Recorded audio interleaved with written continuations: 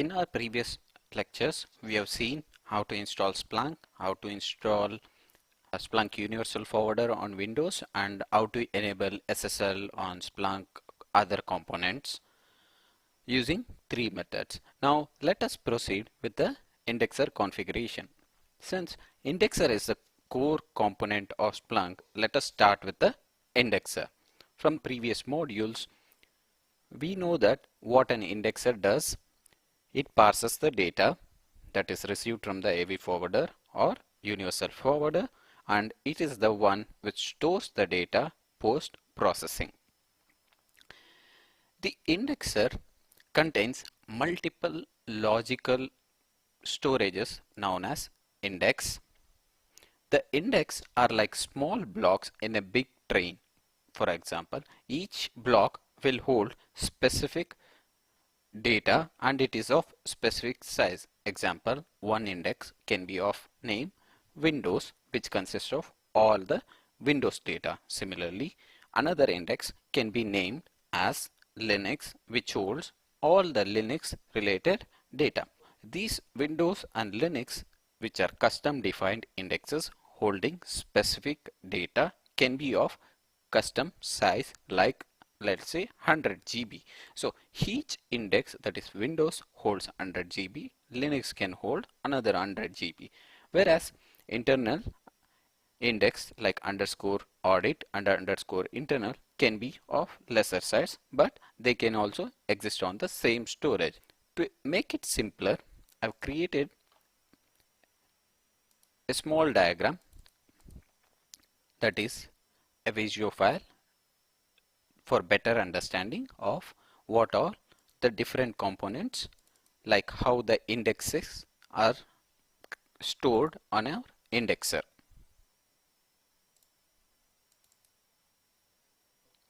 Let's say this is our total indexer storage, that is the outermost container, and there is a Windows index and there is a Linux index. As you can see, they both are like of similar size, considering our example of 100 GB.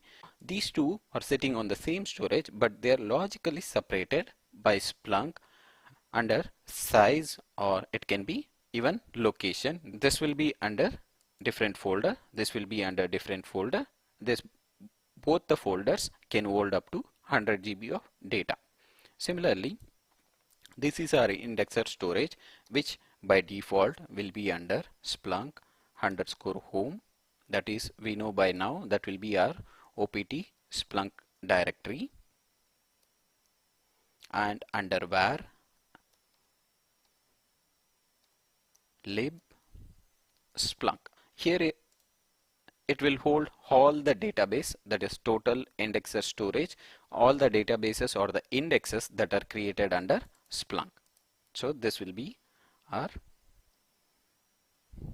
complete index location. Similarly, we have under this location Windows, Linux underscore audit and internal databases, which are sharing the same storage but can be of different sizes. This is how typically the underlying storage of these indexes work.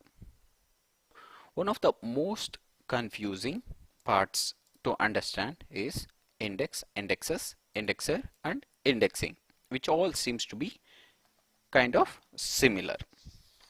Let me help you clear out these terms.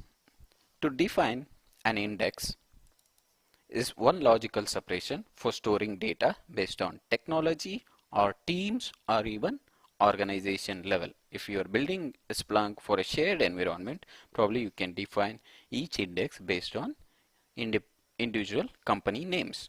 What are indexes then? We understood from our diagram, these individual blocks within the same storage can be called as index. Now, what is indexes? It typically represents a group of indexes present on the same storage. We call Windows as an index. Collection of these are known as indexes. The next term is indexer. Indexer we have defined earlier. It is a component of Splunk which carries out indexing process.